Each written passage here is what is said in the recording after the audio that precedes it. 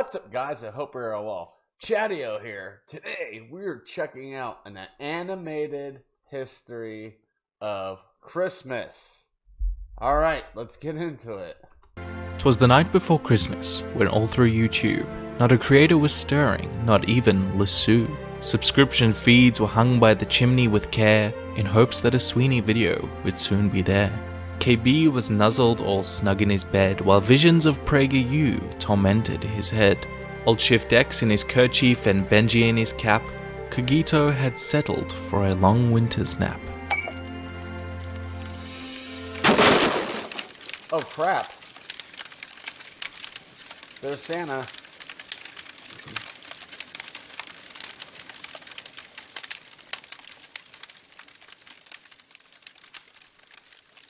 Let's talk about Christmas. Where does Christmas come from? That's obvious. You type in the comments section, Christmas is about le baby Jesus. Case closed. Yeah. Well, cozy on up to the fire, get your mulled wine or eggnog, put away a Christmas carol, and instead, let's break out.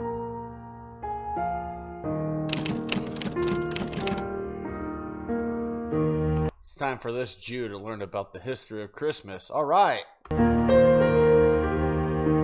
Rewind 2019 years. Jesus, the prophesied Messiah, or in Greek, Kyrios, Christ, was born in Bethlehem, birthing a brand new religion, soon to be united over the millennia, celebrating peace and love and... Just kidding, they split into like a million different branches. Christmas comes from Christ, Mass.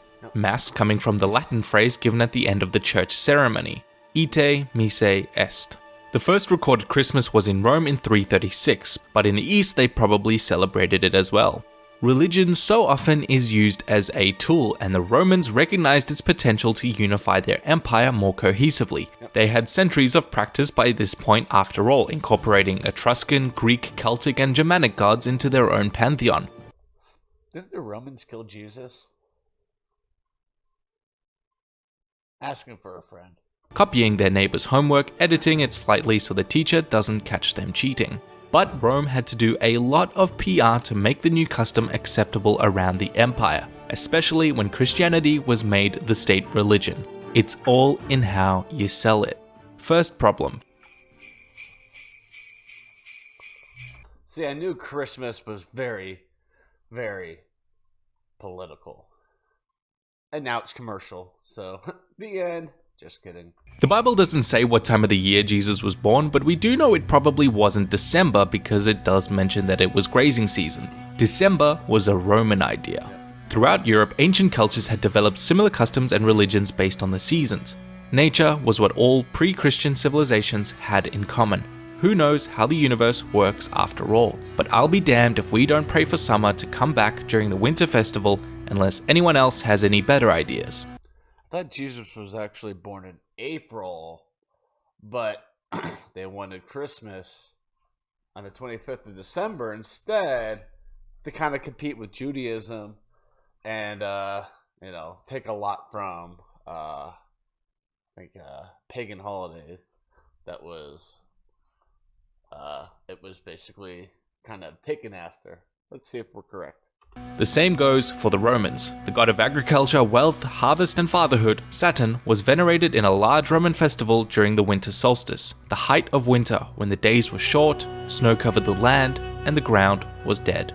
Saturnalia was Rome's biggest festival, leading up to December 25th, and a new year, new summer, and new harvest was on its way. Christmas was moved to December 25th to coincide with and then replace the Saturnalia. Non-Christians did grumble and complain, but when eating, drinking, and partying stayed the same, who cares which... Okay, we were kind of close. Didn't know it was, I didn't know it was because of the Roman god Saturn, but pretty cool. God it was honoring, so long as the custom remained, until they encountered problem number 2. When the heathens of the north became Christians, they brought their own winter festivals with them. By far the biggest was Yuletide, celebrating the wild hunt of Odin to bring forth a new year and good fortune. They drank copious amounts of alcohol during these festivities, like wine and cider, boiled and spiced, served hot to keep them warm during the winter months. And by golly, if that doesn't sound familiar. Yep. Yuletide and Saturnalia left their mark all over Christmas like magical pixie dust. A Christmas tree was an evergreen, considered magical because it never lost its leaves in winter. Pagans brought these trees into their homes, a little piece of summer, to remind them of warmer weather, who adorned their trees with candles for light and apples to represent the Garden of Eden. Nailed it. Told you it was a pagan holiday that the Christians took over and made it their own. Oh, also, don't hang candles from your tree. You'll burn your house down, kid. Candles soon gave way to the miracle of electricity, and apples, smelly and rotten, were replaced by shiny glass baubles. What about the wreath on the door? A symbol of the Roman Emperor, of course. Even mistletoe, a symbol of, fertility, was hung. It's a symbol of bow chicka bum bow. On the doors of the Romans during the Saturnalia. Its berries were thought to give off aromas and encourage some, PG-13 fun time, but Yeah. don't worry kids, nowadays a simple kiss will do. Just make sure you wear your paper crown from your Christmas cracker to mimic true Roman authenticity.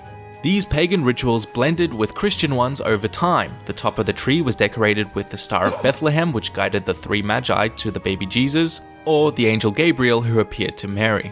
Pop your presents under the tree, carefully labeled, ready to be opened after dinner on Christmas Eve. Christmas morning is for church, after all. Until, of course, the churches started holding later services on Sunday, allowing the citizens some well-earned rest from the previous day's festivities, and plenty of time to open gifts on Christmas morning instead. Which leads us to problem number 3. Santa! I know Gift-giving him! figures have been associated with winter festivals since ancient times. The Christian origin of this practice comes from the story of the three magi, also called the three wise men, who brought the infant Jesus gold, frankincense, and myrrh, and so was the custom for early Christians. Christendom also venerated a certain Saint Nicholas. One story tells of a poor family who left their washed stockings by the fireplace to dry, in which Saint Nick left them each a lump of gold. But the story doesn't end there. In Britain, a jolly green-clad gift-giver of English folklore visited peasants in the winter, bringing them gifts like toys and sweets for the children, and wine and food for the adults, nicknamed Father Christmas. In Germany it was Odin, with his long white beard during Yuletide. In Finland, Joulupukki, pulled along by flying goats. It is here we also have the origin of elves, especially the Tomten, who helped farmers and peasants in winter with chores in the middle of the night. In Lower Germany and Austria, Kris Kringle, literally Christ Child, a gift giver rooted in Germanic and Slavic mythology.